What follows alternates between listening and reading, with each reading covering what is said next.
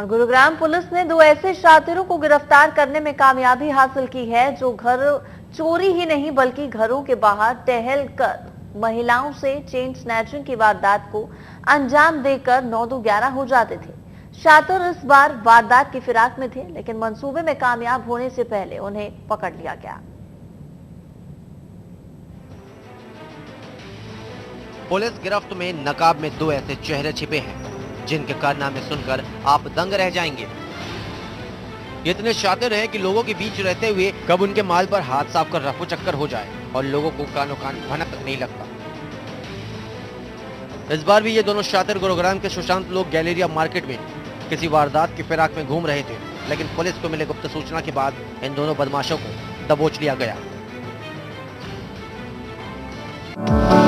ये जो हमारी एंटी चेन स्नैचिंग स्टाफ है क्राइम की, उनको सूचना मिली थी कि ऐसे 2 आदमी हैं जो इस प्रकार की घर के अंदर जो रात के समय चोरियां करते हैं और मौका मिलने पर वो छीना झपटी की वारदातों को भी अंजाम दे देते हैं।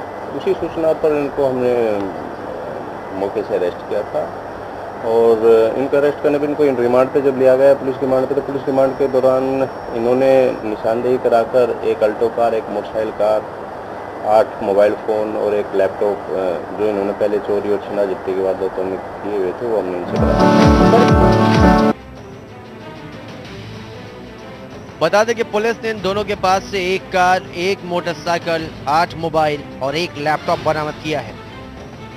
पुलिस की माने तो ये शातिर घरों में चोरी की वारदात के साथ साथ स्नैचिंग की वारदात को भी अंजाम देते थे। पूछताछ में दोनों ने 11 वारदातों को कबूला है।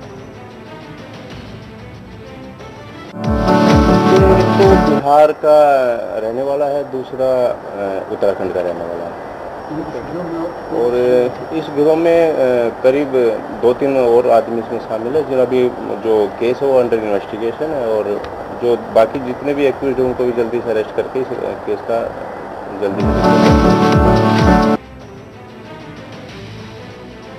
इन शातिरों ने पूछताछ में कई अहम खुलासे किए हैं तो खाकी भी सन्न रह गई।